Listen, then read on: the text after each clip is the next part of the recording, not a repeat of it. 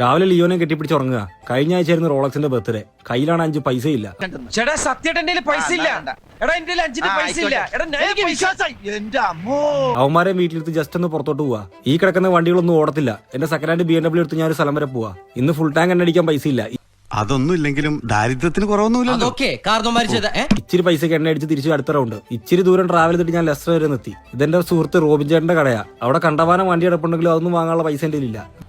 Rich look ഉണ്ടെന്നേ ഉള്ളൂ, പൈസ അത്ര ഇല്ല. വേദനിക്കുന്ന ഒരു കോടീശ്വരനാടാ ഞാൻ.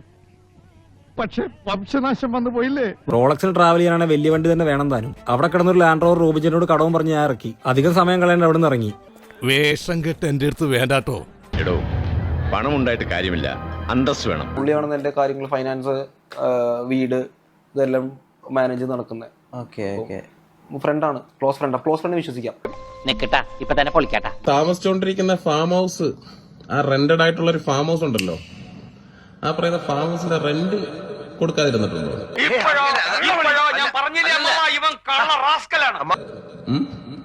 അത് മേടിച്ചതാണെന്ന് പറയരുത്. 2017 അത് മേടിച്ചത് ആരാണെന്നുള്ള ഡീറ്റെയിൽ ഉണ്ട്. പോയി ചത്തുടടാ. കംപ്ലീറ്റ്ലി എനിക്കൊരു മനുഷ്യന് വിശ്വാസമില്ല, കളഞ്ഞിട്ട് പോകും.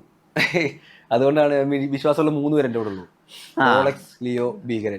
മനുഷ്യരെക്കാളേറെ പട്ടികളെ സ്നേഹിക്കുന്നത് കൊണ്ടാണ് നാട്ടുകാരെന്നെ പട്ടിമേനോൻ എന്ന് വിളിക്കുന്നത്. പണ്ട് സ്കൂളിൽ പഠിക്കുന്ന കാലത്ത് ഒരു പ്രേമം തേച്ചിട്ട് പോയതാ. അവിടെ തുടങ്ങിയത് നമുക്ക് പോകുമ്പോ എങ്ങനെ പോകുന്നു മനസ്സിലാവാനുള്ളത്. അത് കഴിഞ്ഞിട്ട് ഞാൻ പ്രേമിക്കാൻ പോയിട്ടില്ല ഇതുവരെ.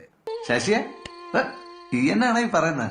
അപ്പൊ പിന്നെ ഇതാരാ അൻവിനെ, ഈ നിലമ്പൂറുള്ള കൊച്ചിനെ മറന്നോ? കാര്യങ്ങളൊക്കെ കൈവിട്ട് പോയല്ലോ തിരുവട്ടമാ. എന്റെ കർത്താവേ, ഇവനെയൊക്കെ വെച്ച് നോക്കുമ്പോ ഞാൻ എന്ത് മര്യാദക്കാരനാ. ഇനി ഞാനിവിടെ നിന്ന് ഡയലോഗ് പറഞ്ഞ കരഞ്ഞു പോകും. ഉസ്മാനെ രക്ഷപ്പെട്ടോ.